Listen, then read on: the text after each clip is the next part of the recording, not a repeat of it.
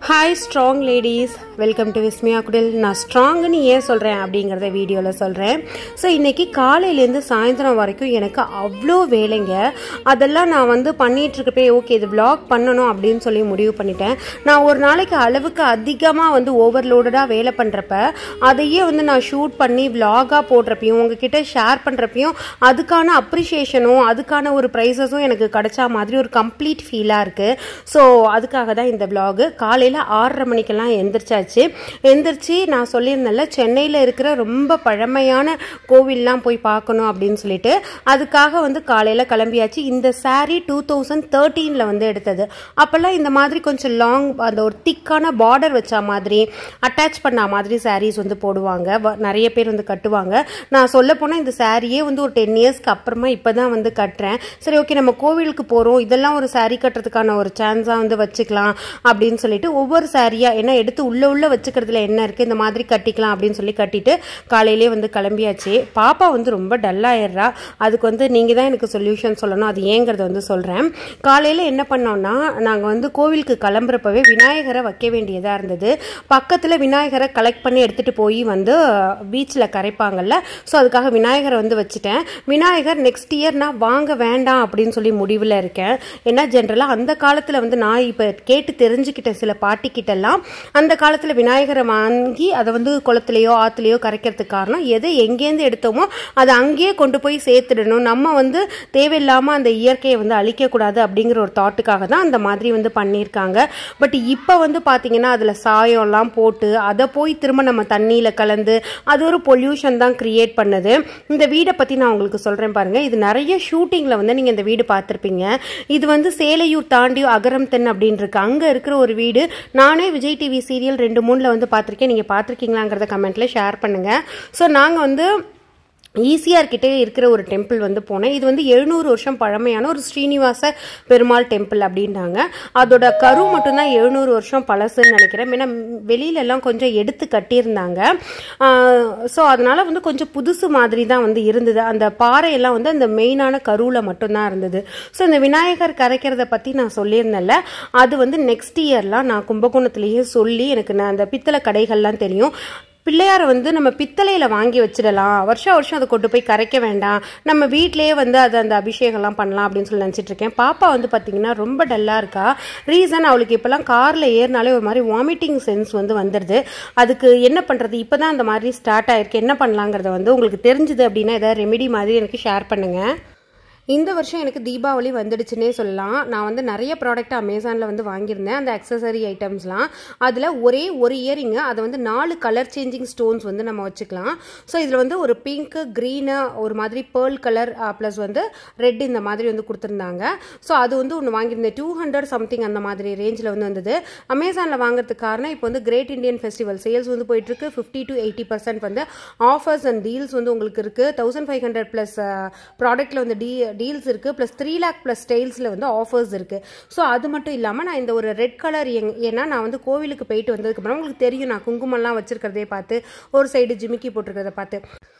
So இந்த red கலரில் அந்த ரோஸ் மாதிரி இருக்குல்ல, அந்த இயரிங் எனக்கு ரொம்ப பிடிக்கும். அதனால என்ன பண்ணேன்னா ஒயிட் வித் பிங்க்கும் பிங்க் வித் ஒயிட்டும் அது ரெண்டும் காம்போவாக வரும். அந்த மாதிரி வாங்கி வச்சிருந்தேன். நிறைய வெஸ்டர்ன் ட்ரெஸ்ஸஸ்க்கு, ஜீனுக்கு, ஷார்ட் டாப்க்கெல்லாம் போடலாம் அப்படின்னு சொல்லிட்டு இது யூபெல்லா அப்படிங்கிற ஒரு பிராண்ட்லேருந்து ரிங் டைப்பில் வரும். 3 ரிங்கு 3 குட்டி குட்டி ஸ்டெட்ஸ் மாதிரி வரும்.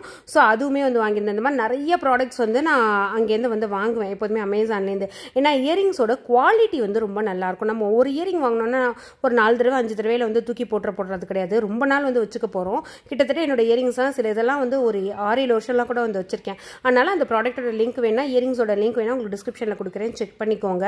ஸோ நான் பேங்க் வேலை ப்ளஸ் பாப்பாவுக்கு கொலுசு வாங்க வேண்டியது இருந்தது. அதெல்லாம் வாங்கி முடிச்சுட்டு வீட்டுக்கு வந்ததுக்கப்புறமா அன்னைக்கு லீவ் அப்படிங்கிறதுனால கண்டிப்பாக ஈவினிங் ஒரு ஸ்நாக் வேணும் அப்படின்னு சொல்லி நினைப்பாங்க. அதுக்கு ரொம்ப சிம்பிளான ஒரு ஸ்நாக்கு நான் எப்போதுமே சத்து மாவை வச்சு பண்ணுவேன். அதுக்கு முன்னாடி எங்கள் வீடை சுற்றி கன்ஸ்ட்ரக்ஷன் நடந்துட்டு இருக்கிறதுனால கொஞ்சம் டஸ்ட் ஆகுது. அதுவும் இப்போ பக்கத்து பிளாட்டே கட்ட ஆரம்பிச்சிட்டாங்க. அதனால அவ்வளோ டஸ்ட் வருது. சரி கொஞ்சம் க்ளீன் பண்ணிட்டு, ஏன்னா நாங்கள் இன்னைக்கு மத்தியானம் வெளியில தான் சாப்பிட்டோம். காலையில் பார்த்தீங்கன்னாக்கா எதுவும் சாப்பிடல, காலையில் காஃபி பால் அந்த மாதிரி குடிச்சிட்டு கிளம்பியாச்சு. கோவிலுக்கு போயிட்டு அங்கே கொஞ்சம் பிரசாதம் சாப்பிட்டதுனால பசி இல்லை, டேரெக்டாக லஞ்சுக்கே போயிட்டோம்.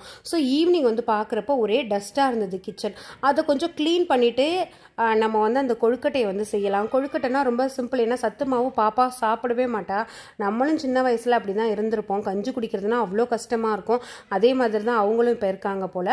ரொம்ப சிம்பிள், கொஞ்சோண்டு நெய் போட்டு சத்து மாவு போட்டு இன்னும் கொஞ்சம் அதில் ஸ்ட்ரென்த் இருக்கணும் அப்படின்னு சொல்லிட்டு கேழ்வரகு மாவையும் போட்டு நல்லா ட்ரை ரோஸ்ட் வந்து பண்ணிவிட்டு அதுலேயும் வந்து தேங்காய் வெல்லம் போட்டு நல்லா கையால் பிடிச்சி ஆவியில் வச்சு வேக வைக்க போகிறோம். அவ்வளோதான் கொழுக்கட்டை.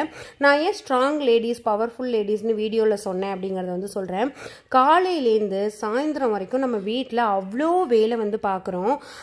ஸோ ஆனால் வந்து வீட்டில் நிறைய பேர் கேட்குறது, வீட்டில் அப்படி என்ன பண்ண, காலையிலேருந்து என்ன பண்ணிகிட்டு இருக்கு அப்படின்னு சொல்லிட்டு. நான் வந்து ஒரு யூடியூபர் அப்படிங்கிறதுனால இது எல்லாமே வீடியோவில் நான் வந்து ரெக்கார்ட் பண்ணியிருக்கேன்.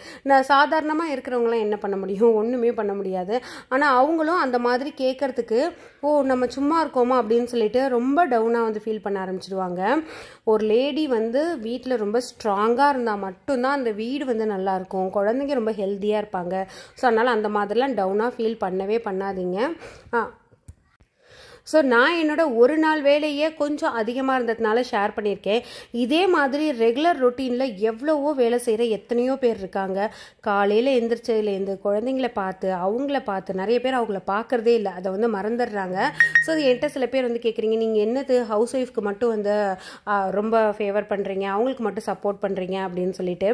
அப்படி நான் வந்து பண்ணணும் அப்படிங்கிறது இல்லை. நிறைய ஒர்க்கிங் விமனும் ஒர்க்கையும் அந்த பர்சனல் லைஃப்பையும் பேலன்ஸ் பண்ணுறவங்களுமே வந்து இருக்காங்க. ஸோ சாயந்தரம் என்ன பண்ணேன்னா, கொழுக்கட்டை சாப்பிட்டு முடிச்சதுக்கு அப்புறமா எனக்கு வந்து 2 வேலை இருந்தது. ஒன்று கிராசரி சொல்லிட்டு வந்துட்டேன் அப்படின்னாக்கா வீட்டுக்கு கொண்டு வந்து கொடுத்துருவாங்க. ஏன்னா இது வந்து 1ஆம் தேதி 2ஆம் தேதி நான் என்னோட இந்த வேலையெல்லாம் முடிச்சுப்பேன். இதில் எனக்கு இருக்கிற ஒரு பெரிய கன்ஃபியூஷன் என்ன, எனக்கு டீ பவுடர் செட்டே ஆக மாட்டேங்குது. ரீசன்ட் டேஸில் ஹஸ்பண்ட் வந்து நிறைய மும்பை போயிட்டு வந்தாங்க. அங்கே வந்து நல்லா அந்த டீயோட அந்த பார்ட்டிகல்ஸ் வந்து பெருசாக குண்டாக இருக்கும். அது வேகிறதுக்கு ரொம்ப டைம் எடுக்கும். அது பாலை கொஞ்சம் நம்ம தண்ணியாக வச்சோன்னா கூட ரொம்ப நேரம் வேகிறதுனால டேஸ்ட்டு நல்லாயிருக்கும். உங்களுக்கு கொஞ்சம் நேரம் கழிச்சு சாயமும் இறங்கிடும். ஆனால் இங்கே வந்து அந்த பேக்கெட்லேயே வந்து பார்த்தீங்கன்னா டீ டஸ்ட் அப்படின்னு தான் போட்டிருப்பாங்க. அது வந்து எனக்கு செட்டே ஆக மாட்டேங்குது. தயவு செஞ்சு யாருக்காவது நல்ல டீ பவுடர், கொஞ்சம் நான் ஸ்ட்ராங்காக டீ குடிக்கிறாள் அந்த மாதிரி இருந்ததுனாக்கா அந்த பிராண்ட் நேமை வந்து கமெண்ட்டில் ஷேர் பண்ணுங்கள். எனக்கு ரொம்ப யூஸ்ஃபுல்லாக இருக்கும். நான் அடுத்தது ட்ரை பண்ணிவிட்டு நெக்ஸ்ட் விலாக்லேயே நீங்கள் என்ன பிராண்ட் டைப் பண்ணுறீங்களோ அதை நான் உடனே ட்ரை பண்ணிட்டு நெக்ஸ்ட் வீடியோவில் வந்து உங்களுக்கு நான் ஷேர் பண்ணுறேன். அதே மாதிரி நம்ம வீட்டில் ஃபில்டர் காஃபி பவுடரும், ஃபில்டர் காஃபி பவுடர் கும்பகோணத்துலேருந்து வர வச்சுப்பேன். இன்ஸ்டன்ட் வந்து பக்கமே போகிறது கிடையாது. ஏன்னா அல்சர் இருக்கிறதுனால அது வந்து செட் ஆகவும் ஆகாது. இன்னொரு செக்ஷன், நான் எந்த செக்ஷன் போக மாட்டேன்னா நூடுல்ஸு. அதில் இப்போ வந்து பாப்பாவுக்கு இந்த ராகி நூடுல்ஸ், திணை நூடுல்ஸ் இந்த மாதிரி வந்து ட்ரை பண்ணுறது. ஏன்னா அது வேண்டவே வேண்டாம் அப்படின்னு சொல்லி நான் ஒதுக்குனேன்னா அது ரொம்ப அவளுக்கு அந்த டெம்ட் ஆகிடுது. எங்கே பார்த்தாலும் அதிகமாக சாப்பிடணும் அப்படிங்கிற மாதிரி இருக்குது. ஸோ அதனால் அந்த ராகி நூடுல்ஸ், அந்த திணை நூடுல்ஸ், வரகு நூடுல்ஸ் அதுலேயே ஒரு பவுடர் வந்து கொடுப்பாங்க. அந்த பவுடரை அவாய்ட் பண்ணிவிட்டு நம்ம நார்மலாக வெங்காயம் மாதிரி போட்டு இஞ்சி பூண்டு போட்டு நம்ம வீட்டில் இருக்கிற மசாலா போட்டு செஞ்சோன்னா இது ஓரளவுக்கு அந்த நூடுல்ஸை விட கம்பேர் பண்ணுறப்ப ஃபார் பெட்டர் தான். இன்னொன்று அந்த நூடுல்ஸ்லேயுமே இருக்கிறது அந்த மசாலா பவுடர் தான் ப்ராப்ளம். ஸோ அதனால் இந்த மாதிரி திணையிலையும் இந்த வரகரிசி இந்த மாதிரிலாம் இருக்கும், அதில் வந்து வாங்கிக்கிறது. 3 பேர் ஓரளவுக்கு நல்லா சாப்பிட்றவங்களே இது வந்து ஒரு பேக்கெட் வந்து போதுமானது. கொஞ்சம் காய்கறி எல்லாம் போட்டோன்னா நிறையா வந்து ஃபில்லிங்காக இருக்கும். ஸோ அந்த மாதிரி வந்து வாங்கிட்டு அதுக்கப்புறமா நான் பாஸ்தா வந்து ராகி பாஸ்தா தேடினேன். அது எனக்கு கிடைக்கவே இல்லை சுத்தமாக. அதனால தான் வந்து சரி ஓகே நார்மல் பாஸ்தாவே வந்து வாங்கிக்கலாம். இல்லைனா வந்து அம்மா பாஸ்தா ஆர்டர் பண்ணி கொடுக்குறீங்களான்னு கேட்டுகிட்டே இருப்பாங்க. இதெல்லாம் முடிச்சுட்டு காய்கறி வாங்குற வேலை. ஏன்னா ஹஸ்பண்ட் வந்து செகண்ட் ஹாஃபு சடனாக ஆஃபீஸ் ஒர்க் வந்ததுனால கிளம்பி போயிட்டாங்க. சரி அவங்க வர வரைக்கும் எதுக்கு வெயிட் பண்ணணும் அப்படின்னு சொல்லிட்டு போய் காய்கறியுமே வந்து வாங்கிட்டு வந்தாச்சு. ஸோ அந்த டே வந்து பார்த்திங்கன்னா எனக்கு அவ்வளோ ஒரு அந்த எப்படி காலையில் ஆரம்பிச்சிது எப்படி நைட்டு வந்து முடிஞ்சுது அப்படின்னு சொல்லி தெரியவே இல்லை. நான் கொஞ்ச நாளாக வெயிட் வந்து தூக்கிறது கிடையாது. ஏன்னா அந்த பேக் பெயின் இருக்குது, அந்த இஷ்யூஸ் இருக்குது அப்படின்னு சொல்லிட்டு. ஸோ அதனால் க்ராசரியை மட்டும் அவங்கள டெலிவர் பண்ண சொல்லிவிட்டு காய்கறியை மட்டும் கொண்டுட்டு வந்துட்டேன். அதில் எனக்கு எந்த க்ராசரி டக்குன்னு தேவையான இவங்க டெலிவரி பண்ணுறது கொஞ்சம் முன்ன பின்ன வந்து பண்ணுவாங்க அப்படின்னு சொல்லிட்டு நான் தேவையான ஒரு 2-3 ஐட்டத்தை மட்டும் எடுத்துகிட்டு மற்றதெல்லாம் காய்கறியை வாங்கிட்டு வந்த உடனே ஃபஸ்ட்டு நான் செப்பரேட் பண்ணி வச்சுடுவேன். அது கொஞ்சம் வந்து நமக்கு அலுப்பாக தான் இருக்கும். பட் அந்த சோம்பேறித்தனத்துக்குள்ளே போகாமல் நம்ம டக்குன்னு எடுத்து வச்சிட்டோம்னா ஃப்ரெஷ்ஷாக வந்து நம்ம வச்சுக்கிற மாதிரி இருக்கும்.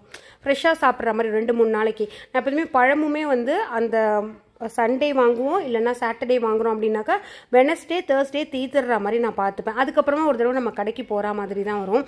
இந்த டைம் வந்து கொல்லையில் விற்ற அந்த புளிச்சக்கீரை, கோங்கூரான்னு சொல்லுவாங்கன்னு நினைக்கிறேன், ஆந்திரா சைடு, அது வந்து வாங்கிட்டு வந்திருந்தேன். அதை ரெடி பண்ணி நம்ம வந்து ஒரு 20-25 நாள் ஃப்ரிட்ஜில் வந்து வச்சுக்கலாம். நிறைய எண்ணெய் ஊற்றி செஞ்சோம் அப்படின்னா அவ்வளோ அயன் கண்டென்ட் இருக்குது, போனுக்கெல்லாம் அவ்வளோ நல்லது.